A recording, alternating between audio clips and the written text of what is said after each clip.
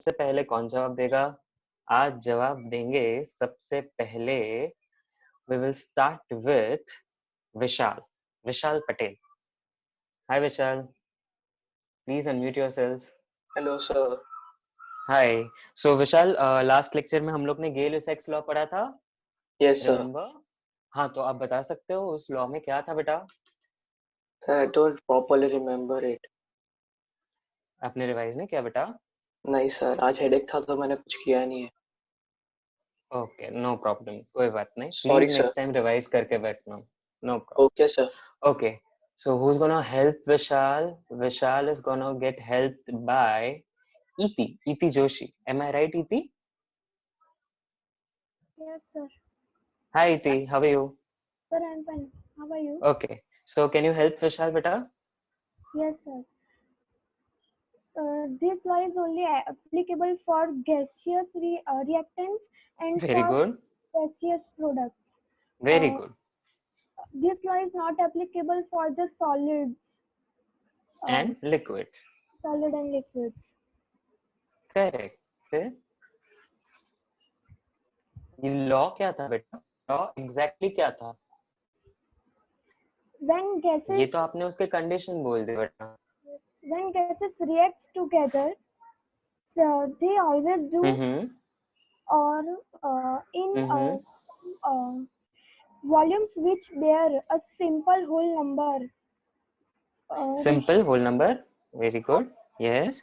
Of ratio of products if these are also gases under similar temperature and pressure conditions.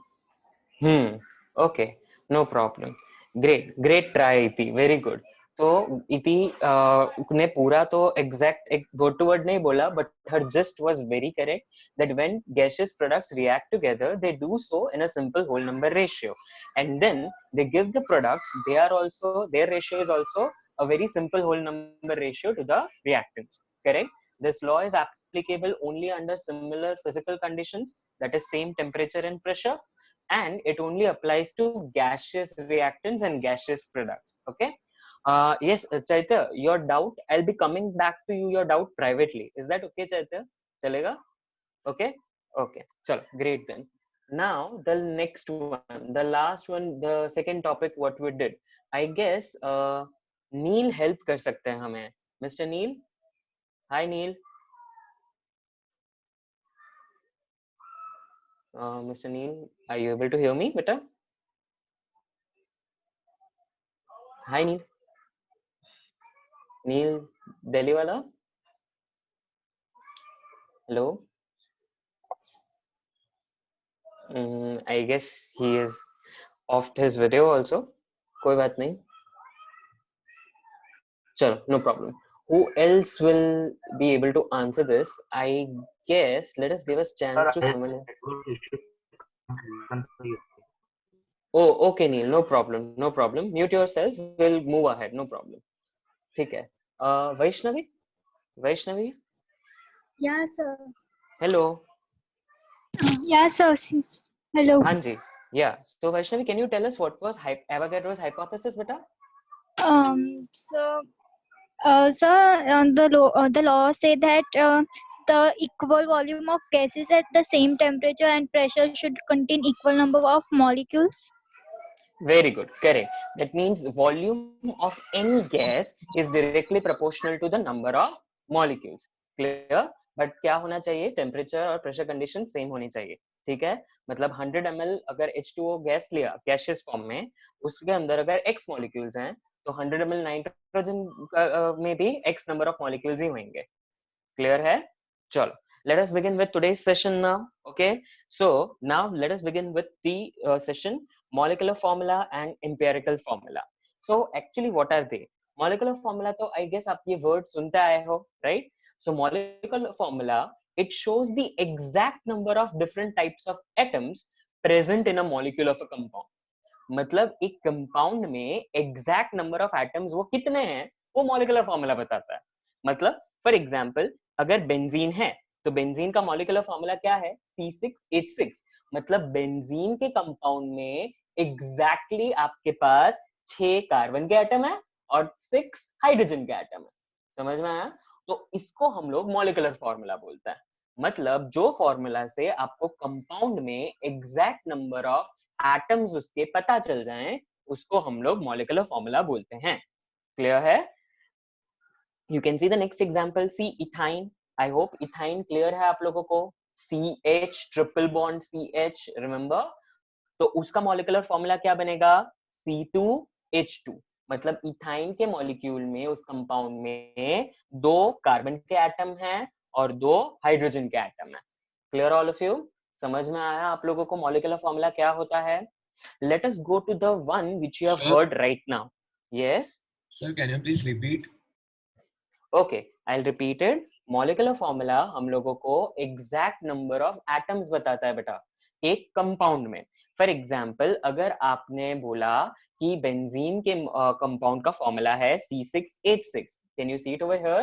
तो मतलब इस compound में 6 carbon के atom हो गए बेटा और 6 हाइड्रोजन के एटम हो गए।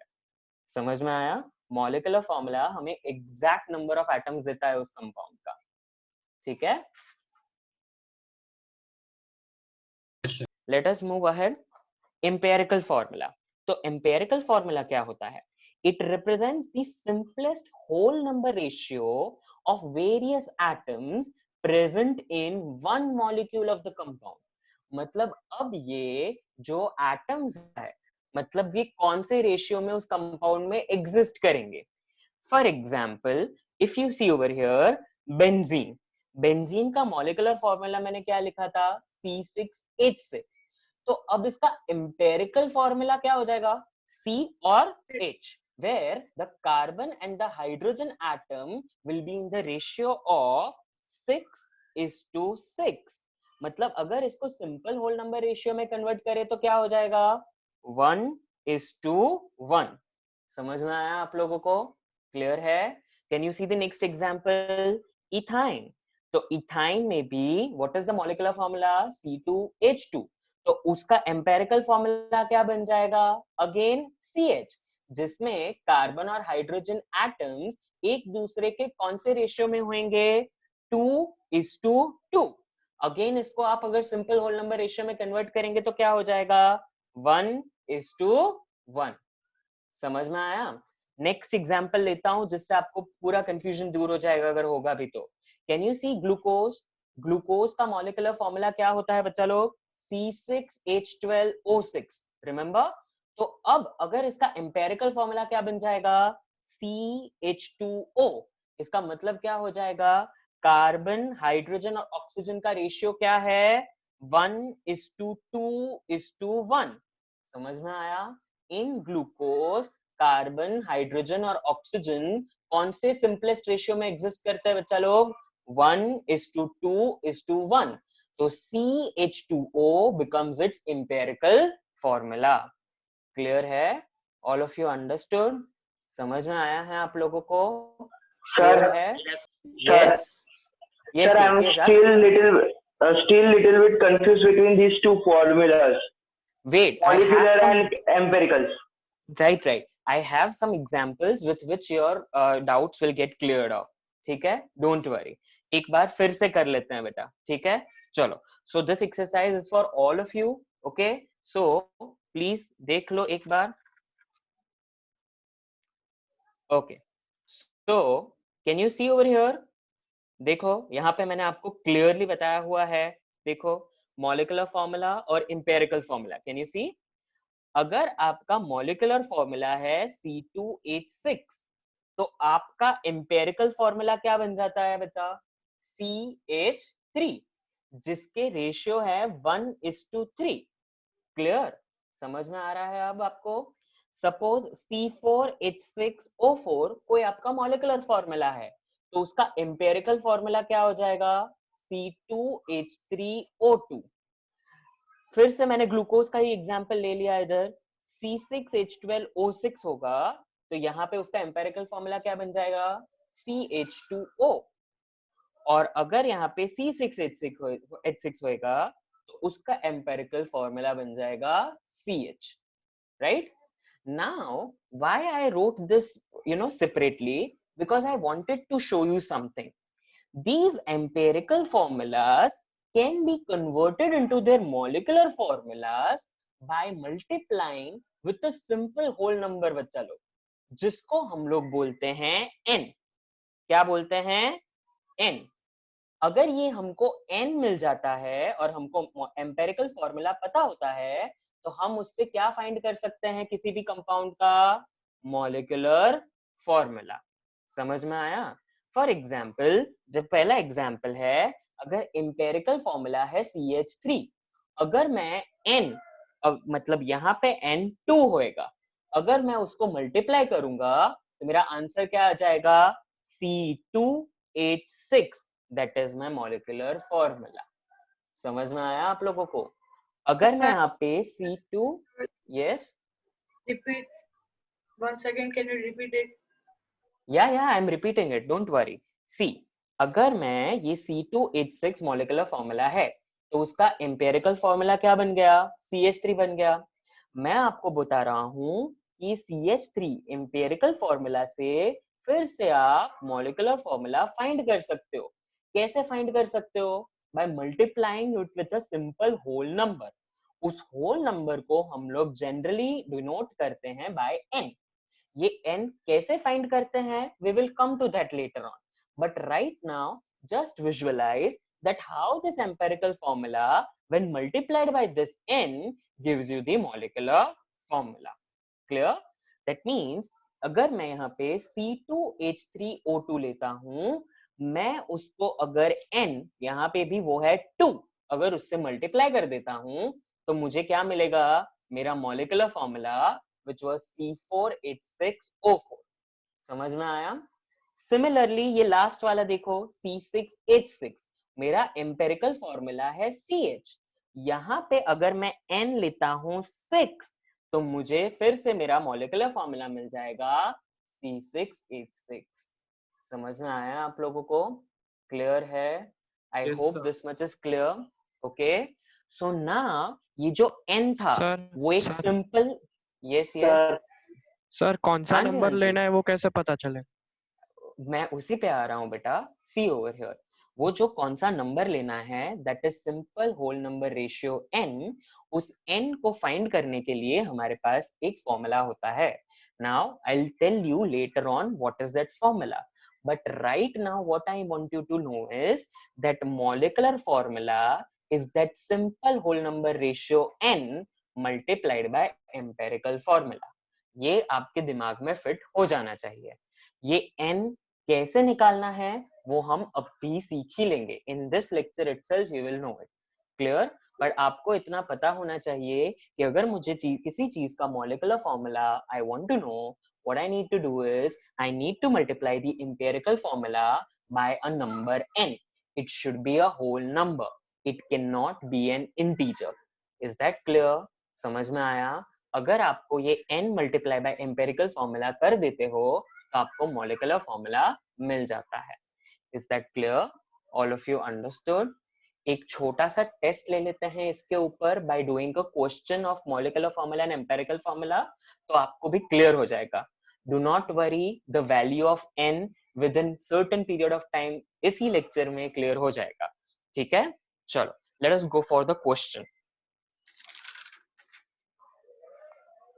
Okay, so can you see this, all of you? Question दिख रहा है आप लोगों को? The question is, write the empirical formula of the compounds having the following molecular formula. आपको लेफ्ट हैंड साइड पे सारे molecular formulas दिए हुए हैं, उसके empirical formulas आपको ढूंढ के निकालने हैं. याद रहे empirical formula क्या होते हैं? It is the simplest whole number ratio of that atoms of the compound. Clear? चलो, let us begin. पहला वाला मैं आपके लिए करके देता हूं, फिर दूसरा मैं आपको पूछूंगा. ठीक है? चलो, let us begin. C6H12. तो अगर मैं यहाँ पे if I remember कैसा करना है, elements are CnH. ये अगर 6 है और ये 12, तो empirical formula बन जाएगा CH2, where the ratio will be 1:2. Clear all of you? Sure है? दक्ष ने पहले से ही दूसरे का आंसर भेज दिया. Very good Daksha. So now let us see Hariti. Hariti, will you be able to answer the second one, beta? अगर molecular formula H2O2 है तो एम्पेरिकल फॉर्मूला क्या बन जाएगा बेटा? HO. Very good, super. HO, where the ratio will be 1:1. Good. Next one. Taksh, will you be able to help us, beta? Yes, sir. Taksh? हाँ जी तक्ष. तो Na2CO3 अगर molecular formula होता बेटा तो एम्पेरिकल फॉर्मूला क्या होगा? Na2CO3. Very good. Why? Because there is no common means there is no LCM हाँ, lowest common LCM multiple table. of any of the three. Very good. पर ये तो मैथ्स वाला आंसर हुआ बेटा. केमिस्ट्री में आंसर होगा वो ऑलरेडी सिंपलेस्ट रेशियो में ही एग्जिस्ट करते हैं. देखो 2:1:3 में ही एग्जिस्ट कर रहे हैं. तो फिर मैं उसका एम्पेरिकल फॉर्मूला और मॉलिक्यूलर फॉर्मूला में n जो होगा वो 1 ही होगा. यस, करेक्ट है प्रथम आपका answer. So Na2CO3 is the empirical formula for that only. Very good. Then the next one I would like Keosha to answer, please. Sir, Yes, BH3. Keosha. Very good. B2H6 exist करेगा BH3. Superb. Next one answer करेगा ध्वनित. ध्वनित. Sir, NO2. क्या बेटा? NO2. Superb. Very good. Very good. So the ratio is 1:2. Nice. The next one will be answered by Maurya. Yes, sir. हाँ, Maurya. H3PO4. So Yes, empirical formula क्या होगा उसका? H3PO4. Why so? Same to same क्यों रहेगा? Same ratio is there in simplest form? Yes, they already exist in the simplest form itself, 3:1:4. इसीलिए उसका empirical formula और molecular formula same रहेगा. Very good. Okay, the next one, I guess it's pretty simple. I will do it by myself. If I suppose CH ही रहेगा इसका, right? और answer क्या होएगा ratio का? 1:1. Then Fe2O3 again simplest ratio में है. Kashvi, are you with me बेटा? Yes, sir. हाँ जी बेटा. तो Fe2O3 का क्या रहेगा बेटा? Fe2. एम्पेरिकल फॉर्मूला वही रहेगा. Why so? Because it already exists in simplest form. Very good. And I guess N2O5, Kushal? Sir? Sir, N2O5. Just a second. Yes, Kushal, N2O5. Why so? वैसे का वैसा क्यों रहेगा बेटा? It is in the simplest form. Super. Yes, someone was asking something. Who was it? Sir, my name is pronounced as Kashfi. Okay, Kashvi. Okay, beta, I'll take care of it. Okay. Thank you, sir. Yeah. Okay. So I guess everyone is okay with the molecular formula and the empirical formula now. I hope they know how to find it out, right? चलो अब वो वाले एक doubt पे आते हैं जो तुम लोग के मन में कब से था कि वो n कहाँ से निकलेगा. सबके मन में वही है, n कहाँ से निकलेगा, है ना? चलो तो उसके ऊपर आ जाते हैं. मैंने आप लोगों को क्या बोला था याद है? Molecular formula is equals to n into empirical formula. Correct?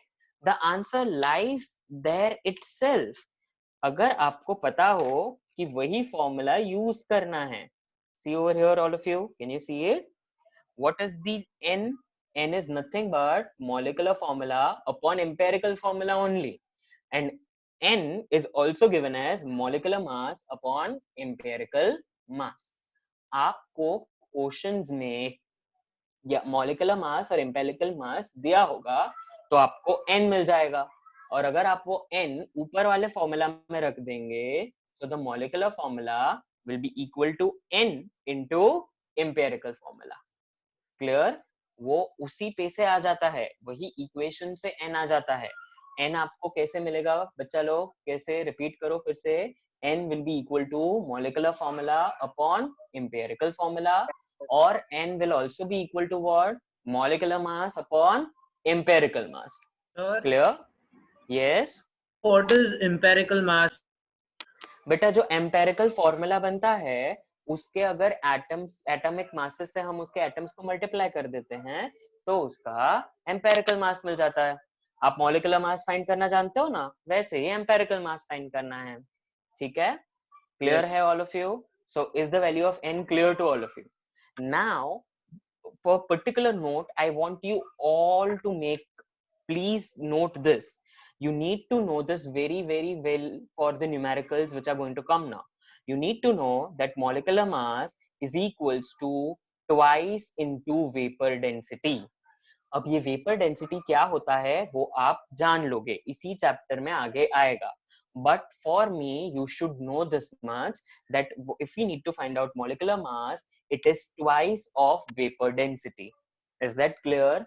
ये एक बहुत important formula है. It's a fundamental formula which has been accepted in chemistry. Okay? Do not worry. I'll make you understand what is vapor density. ठीक है? Do not worry about it. But please make a note. Molecular mass is equals to twice into vapor density. समझ में आया है आप लोगों को? Clear है? Okay. चलो. So yes, Chaitya, it is same. Molecular mass and molecular weights are same. Okay. So that is the same thing what you need to find out, the molecular weights. ठीक है? Okay. चलो. Now let us go on to the numerical part. ये जो हम लोग ने molecular formula, empirical formula, n निकालना सीखा और ये नोट सीखी, तो इन सबको अप्लाई कैसे करते हैं वो एक न्यूमेरिकल के जरिए आप लोगों को बताता हूँ. ठीक है? ओके.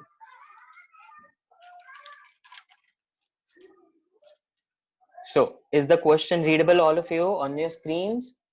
ठीक है? An important question. Okay. So the question says, an organic compound on analysis gave following percentage compositions. The carbon was found to be 57.8%, hydrogen was found to be 3.6%, and the rest is oxygen. Now obviously एक compound का total percent 100 ही होता है ना, तो अगर आपको carbon और hydrogen का परसेंटेज मिल जाता है तो क्या आप ऑक्सीजन का परसेंटेज निकाल पाओगे? You need to subtract it from 100. I hope that much is cleared with everyone. सबको उतना समझ में आएगा, right? Then read ahead. The molar mass of the compound was found to be 166. Okay? उसका molar mass आपको दिया हुआ है. Find out the molecular formula of the compound. आपको इसका molecular formula find करना है. No, Shlok, 38. Okay, 38.6 was the percentage of oxygen you meant. Right, correct. Okay, so now आपको ये वाला sum इसी technique से जाना होगा. The tabular form what I have given to you all. The table column headings will remain always the same. Kavya, you want me to zoom a bit? Okay, I'll zoom it. But then बेटा उसमें ना थोड़ा सा blur हो जाएगा. Kavya at least दिख तो रहा है बेटा, राइट? इफ नॉट आप रिकॉर्डिंग को एक बार फिर से देख सकोगे, उसमें एकदम क्लियर स्क्रीन आएगा. ठीक है Kavya? I hope that is okay with you. Okay, great. Then चलो लेट अस बिगिन. मैंने आपको बोल रहा था कि इस टाइप के क्वेश्चन आंसर्स में ये जो न्यूमेरिकल आएगा उसमें हमेशा ये कॉलम हेड्स जो हैं वो फिक्स रहेंगे. ठीक है? तो अगर इसको भूल गए तो सब कुछ भूल गए. ठीक है? तो कॉलम्स देख लो. सबसे पहले हम एलिमेंट्स को देखेंगे, फिर उसके परसेंटेज को नोट करेंगे जो हमें ऑलरेडी क्वेश्चन में दिए हैं, फिर उसके एटॉमिक मासेस लिखेंगे. आई होप एटलीस्ट 20 तक के एटॉमिक मासेस तो आपको क्लियर हैं, राइट? 10 तक वो तो किए हैं आप लोगों ने. और फिर ये 3 कॉलम इंपॉर्टेंट है. What were they? The first one, the moles of the atoms. कितने मोल्स प्रेजेंट हैं, और मोल्स फाइंड करने के लिए आपको क्या करना पड़ेगा? Percentage divide bye its atomic mass. मतलब this column divide by this column. Clear है all of you? Then atomic ratio. अभी atomic ratio कहाँ से मिलेगा? यहाँ सबसे जो आपको लीस्ट नंबर जो मिलेगा, इन सारे नंबरों को उस लीस्ट नंबर से डिवाइड कर दो. क्लियर?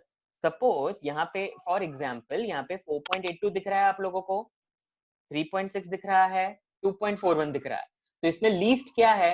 2.41. तो सारे वैल्यूज को 2.41 से डिवाइड कर देने का. तो आपको क्या मिलेगा? Atomic ratio. बाय चांस अगर ये एटॉमिक रेशियो पॉइंट में आता है, it is not a whole number, you will need to find out the simplest whole number ratio. ठीक है? वो कैसे करते हैं वो मैं आपको बताऊंगा, ठीक है। आपको कॉलम्स पता चल गए क्या क्या करने हैं। सबसे पहला कॉलम एलिमेंट, तो एलिमेंट हमारे पास कौन कौन से हैं, कार्बन, हाइड्रोजन, ऑक्सीजन, राइट।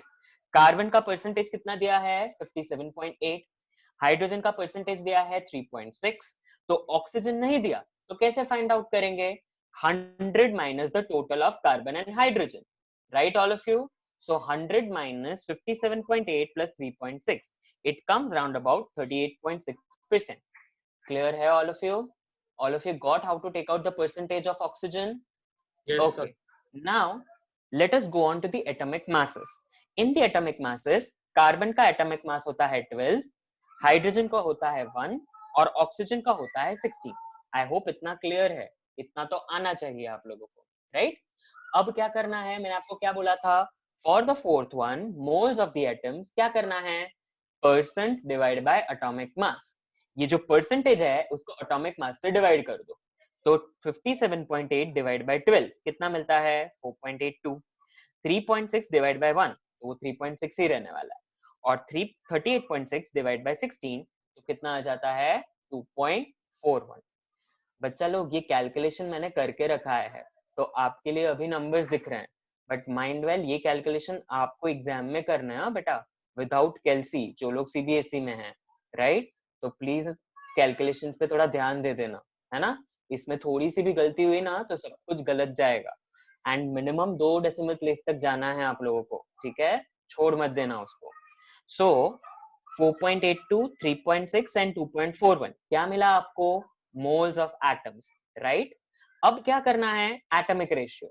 ये एटॉमिक रेशियो को मैंने क्या बोला था, इसमें से जो लोएस्ट नंबर आपको मिला इन सब को उससे डिवाइड कर दो, मतलब आपको लोएस्ट नंबर मिला था 2.41, करेक्ट ना, तो 4.82 डिवाइड बाय 2.41, 3.6 डिवाइड बाय 2.41 और 2.41 डिवाइड बाय 2.41, ठीक है।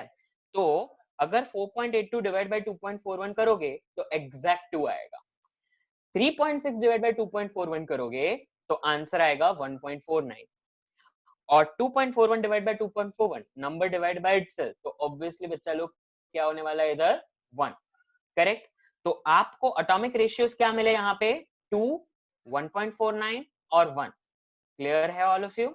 नाउ आप देख सकते हो ये होल नंबर नहीं आया, तो अब हमको क्या करना है, इसको सिंपलेस्ट होल नंबर रेशियो में डिवाइड कन्वर्ट कर देना है। तो उसको कन्वर्ट कैसे करेंगे हम लोग, हमको पता है 1.49 is approximately 1.5, एंड अगर मैं 1.5 को 2 से मल्टीप्लाई करता हूं तो मुझे क्या मिलेगा 3, पर अगर मैंने इस नंबर को, इस रेशियो को 2 से मल्टीप्लाई किया तो मेरे को ऊपर और नीचे भी वही ऑपरेशन परफॉर्म करना पड़ेगा, मतलब मुझे इस 2 को भी 2 से मल्टीप्लाई करना पड़ेगा और इस 1 को भी 2 से मल्टीप्लाई करना पड़ेगा। सो 2 2s are 4, 1.5 approximately multiplied by 2 is 3 and 1 into 2 is 2। तो मतलब आपके कार्बन, हाइड्रोजन और ऑक्सीजन के सिंपलेस्ट होल नंबर रेशियो आ गए आपके पास। कार्बन का आता है 4, H का आता है 3 और O का आता है 2। मतलब आपको कंपाउंड का रेशियो कैसा मिला, carbon is to oxygen is to sorry carbon is to hydrogen is to oxygen is C4H3O2। समझ में आया। तो ये आपका एम्पेरिकल फॉर्मूला बन जाता है बच्चों, क्या बन जाता है, एम्पेरिकल फॉर्मूला। ये पूरी प्रोसीजर आपने किसके लिए की, इस एम्पेरिकल फॉर्मूला को फाइंड करने के लिए। Yes sir, why we have multiplied by 2 to get into a simplest whole number बेटा। ये इसके बाद का सिंपलेस्ट होल नंबर 1.5 के बाद क्या आता है बेटा, 0.5 के बाद 2 आ जाता है, राइट। तो उस नंबर से मैंने इसको मल्टीप्लाई कर दिया यहाँ पे 1.5 मल्टीप्लाई बाय 2, तो मुझे एक होल नंबर मिल गया यहाँ पे 3। कभी भी जब भी आपको न्यूमेरिकल्स में यहाँ पे ऐसा कोई सिचुएशन मिले जहाँ पे इंटीजर फॉर्म आता है तो उसके इमीडिएट नेक्स्ट होल नंबर से उसको मल्टीप्लाई कर दो, ठीक है, तो आपको उसका सिंपलेस्ट होल नंबर रेशियो मिल जाएगा। और अगर आपने उस नंबर पे ये ऑपरेशन परफॉर्म किया तो उसके आगे पीछे भी आपको वही सेम ऑपरेशन बच्चा लोग परफॉर्म करना पड़ेगा, ठीक है। क्लियर है all of you. Sir atomic ratio कैसे निकाले, ये एटॉमिक रेशियो बेटा यहां से निकाले। ये देखो आपको 4.82, 3.6 और 2.41 कैसे आया पता चला है? ओके तो ये जो नंबर्स हैं उसमें से सबसे लीस्ट नंबर मेरे पास 2.41 था, राइट? तो ये 2.41 को मैंने हर एक नंबर से डिवाइड कर दिया बेटा। 4.82 को भी 2.41 से डिवाइड किया, 3.6 को 2.41 से डिवाइड किया और 2.41 itself divided by 2.41. ठीक है? Sir, Yes, Shlok, you were asking something. if atomic ratio comes 1.79, so the nearest whole number will be 2. So if we multiply by 2, the simplest whole number ratio would then also be in Correct. decimal point. Perfect, Shlok. So in that case, you need to apply the rule for significant figure बेटा, कि decimal के बाद अगर 0.5 से ज्यादा number होता है तो 5 कट होके एक डिजिट decimal के पहले ऐड हो जाता है ना, +1 हो जाता है। तो 1.79 को आप अप्रोक्सीमेट कैसे लोगे? 2 ही ले लोगे, फिर वहां पे मल्टीप्लिकेशन की जरूरत नहीं है बेटा। ये सिर्फ 1.5, 0.5 से कम अगर आया तो ही ये रूल एप्लीकेबल हो जाएगा। ठीक है, समझ में आया आपको? Okay, thank you. Okay, yeah, sure. Yes, Sir? anyone else was asking? Yes. Yes, प्रथम सर। हाँ जी प्रथम, पूछो। सर जो केस अभी श्लोक ने बताया सर, उसमें फिर ऊपर और नीचे वाले रेशियोज को वही रहने देंगे कि उसको भी चेंज करना पड़ेगा? नहीं, फिर उसको चेंज नहीं करना पड़ेगा प्रथम। अगर 1.7 या 1.8 जैसा आ जाता है, उसको अप्रोक्सीमेटली 2 लिया है, अब आप उसको कुछ भी नहीं किया, आपने उसको चेंज नहीं किया, आपने उसको छुआ नहीं, तो मतलब ऊपर नीचे आपको कुछ ऑपरेट परफॉर्म नहीं करना है। ठीक है? Okay, sir. Okay, you will encounter it, don't worry, you will encounter such cases. Okay. Listen students, all the steps जो सर ने अभी अभी आपको बताए हैं वो सारे आपके नोट्स के अंदर दिए हुए हैं रिटन फॉर्म में। ओके तो अगर आपका कोई स्टेप छूट जाता है तो उसमें नोट्स में सारे स्टेप वाइज दिया हुआ है कि स्टेप 1 क्या करना है, स्टेप 2 क्या करना है। ठीक है, Clear all of you? So a return modus operandi, एक प्रोसीजर आपको दी हुई है आपकी नोट्स में इटसेल्फ। मैंने आपको डायरेक्ट न्यूमेरिकल के फॉर्म में समझाया कि आपको क्या करना है, प्रैक्टिकल में अगर एग्जाम में ये क्वेश्चन आया तो कैसे करना है। ठीक है? So where were we? Yes. Sir, when it is given, we have to find molecular formula, but we have got empirical formula. So how we can get? बेटा खत्म कहाँ हुआ है अभी? वेट खत्म नहीं हुआ है, पिक्चर Sir. अभी बाकी है बेटा, wait. Yes. Sir, in the atomic ratio column, what if we get two integer values? 2 integer, तो उसमें दोनों में जो हम लोगों के पास सबसे कॉमन रहेगा ना, सबसे पास वाला रहेगा, उससे हम मल्टीप्लाई करेंगे। 2 इंटीजर वैल्यूज में भी आपको एक एकदम पास वाला मिलेगा बेटा और एक एकदम absurd वैल्यू मिलेगी। तो उस absurd वैल्यू को हम we will let it down, we will drop it. ठीक है? Do not worry, with the practice of the questions I'll tell you which of the cases will be there. There are only typical cases for it. And Chaitya, once again your doubt I'll solve it later on. ठीक है? Right now I want to move ahead with the numerical.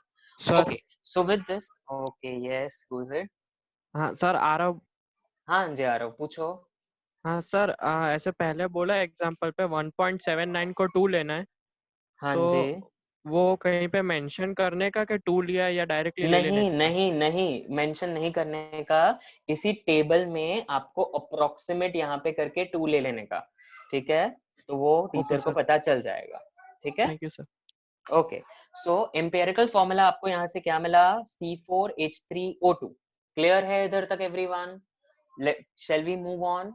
आपको question में क्या दिया गया है कि उसका मोलर मास, मॉलिक्यूलर मास क्या है? It is 166। क्लियर? प्रीना, अगर कार्बन का मास 14 है वो रेडियो एक्टिव हो जाता है बेटा, तो रेडियो एक्टिव एलिमेंट्स आपको मेंशन किए होंगे। ठीक है? Do not worry, over here empirical formulas, molecular radioactive elements, पता है मैंने आपको बोला था वो लॉ का लिमिटेशन है ना, राइट? तो वो उस पे अप्लाई नहीं होगा बेटा। तो सर कार्बन में कॉमन मास 12 ही लेने होगा जब मेंशन नहीं किया।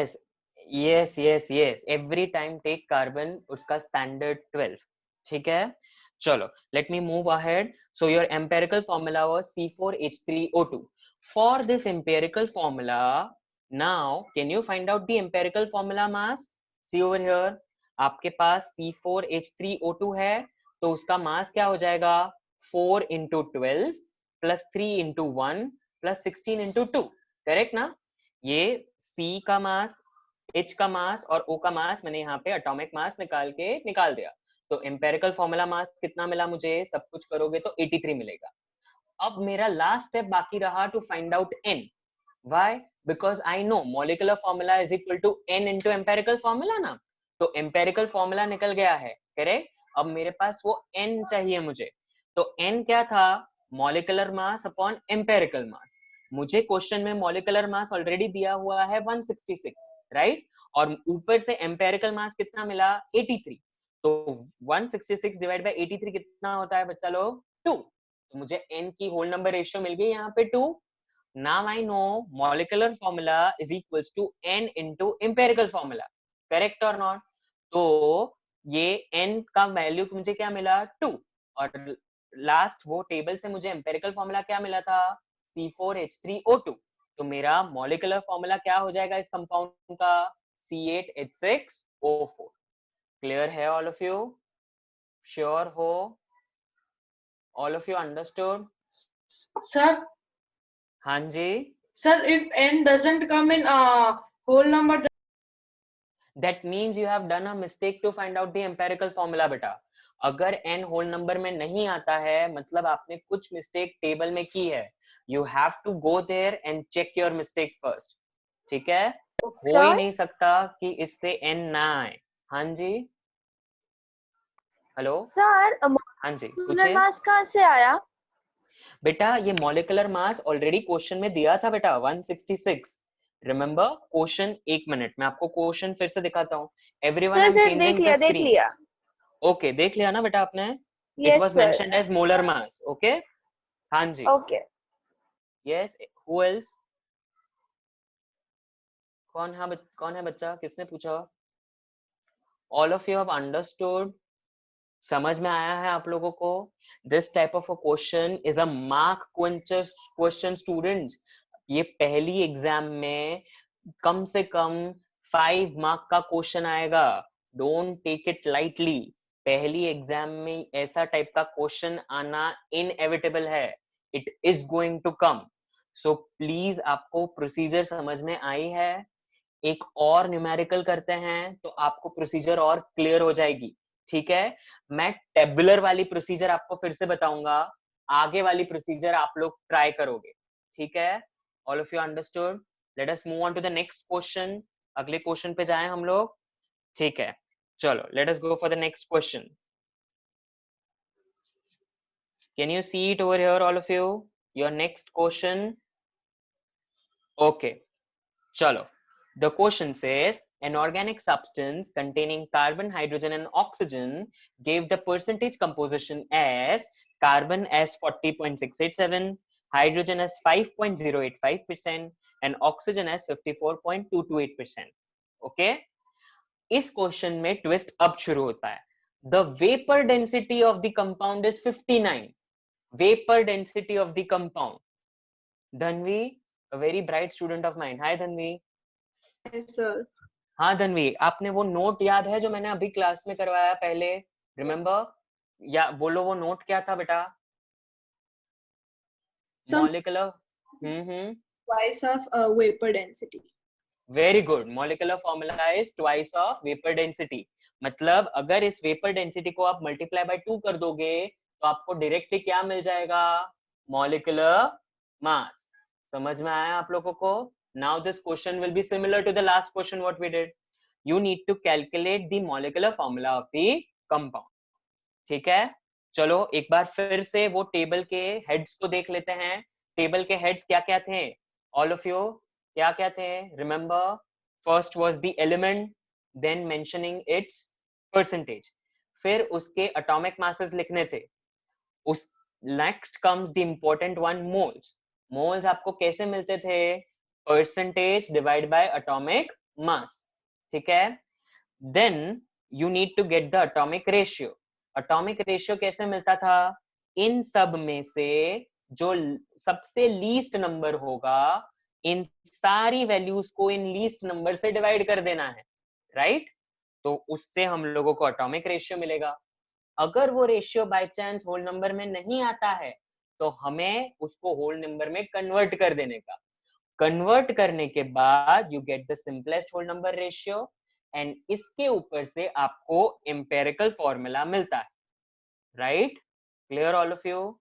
चलो start doing it by yourself, एक बार ट्राई करो all of you.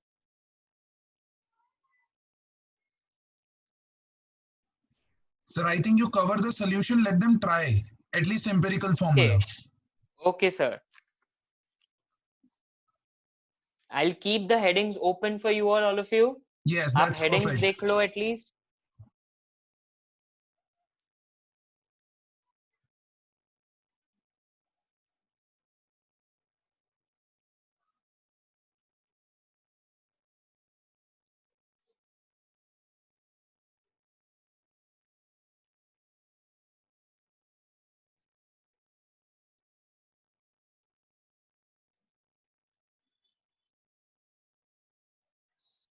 Many Sir? students, your videos are still. Yes, who is it? Sir, Hanji, the पूछिए. screen is not visible properly. So, is the Okay. person no sir, is the percentage of O 54.228 or 54.278? 228 beta. Thank you, sir.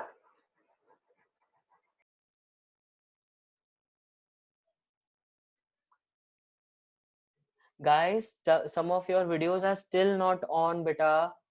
Kushal, Parishri, Hasti, Maharshi, Pratham, Kushal. Please keep your videos on. Paritosh, if you won't keep your video on, I won't be able to get connect with you. आप क्या कर रहे हो वो पता चलना चाहिए बेटा हमको.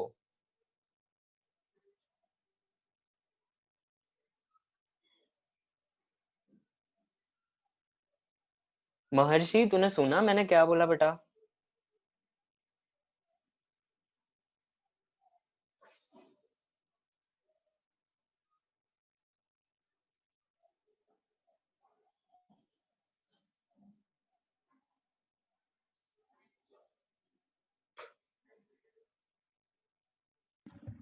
By the time you students are solving these questions, I would request all the advanced board people batch, advanced plus board people batch, raise hand symbol please activate करिए अपनी screen पे.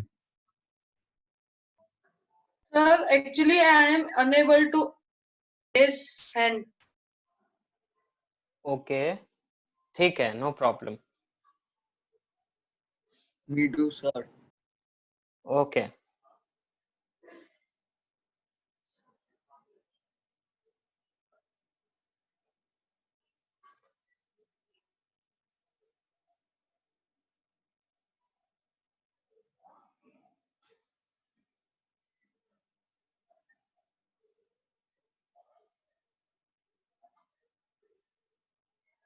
Many of you are giving me chats में answers. Good going. I'll let the suspense be there only. ठीक है. Daksh, the naming of the compounds ना, they are organic compounds बेटा. तो उसके naming nomenclatures अलग-अलग होते हैं. You've already studied them at in 10th standard. Remember? Prefixes, suffixes और वो सब होते हैं. So I'll not name the compound because isomers भी होते हैं और बहुत कुछ होता है ऐसा. ठीक है दक्ष? So I'll be naming the compounds later on for you. If you want, you can message me. तो मैं आपको नाम दे दूंगा इसका. वाह वाह, so many people are getting so many answers. Nice. Okay, I guess almost everyone has tried. सबने try किया है अपने आप से. I guess empirical formula तो सबने कर ही लिया है, right? So empirical formula. Now I'm showing you the screen, all of you. So क्या है आपका empirical formula? C2H3O2, right? All of you. It is C2H3O2. और उससे ही हमको empirical formula mass मिल जाता है. कैसे मिलेगा? 2 into 12 plus 3 into 1 plus 2 into 16. तो हम लोगों को क्या मिल जाएगा यहाँ पे? 59. Correct? everyone is with me till here? आपको इधर तक सबको आ गया है? श्योर हो? आगे बढ़े हम लोग, बच्चा लोग, चलो let us go ahead. Okay, so this is the second part of the solution. हमको पता है that molecular mass is twice into vapor density. ये हम लोग ने नोट किया था, राइट? तो 2 into 59, तो कितना मिलता है? 118. 59 was already given, vapor density was already given. अब हमारा क्या बच जाता है? n फाइंड करना बच जाता है. तो n कैसे मिलता है? molecular mass upon empirical mass. molecular mass कितना मिला था? 118 ऊपर से, और empirical mass पीछे से 59, राइट? उसको डिवाइड करेंगे तो n आएगा 2. तो molecular formula is n into empirical formula. तो अपना आंसर है C4H6O4. I am so proud of many students. पहले ही कितने लोगों ने आंसर दे दिया मेरे आंसर दिखाने के पहले ही. Very good. Sir, can you show the previous page? Yeah, sure.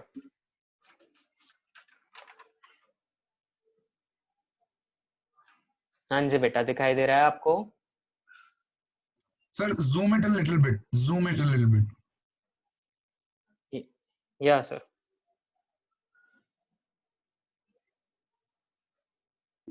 That would be fine. That would be fine. हाँ जी. Sir, in every case of this numericals, the n number will be 2 only.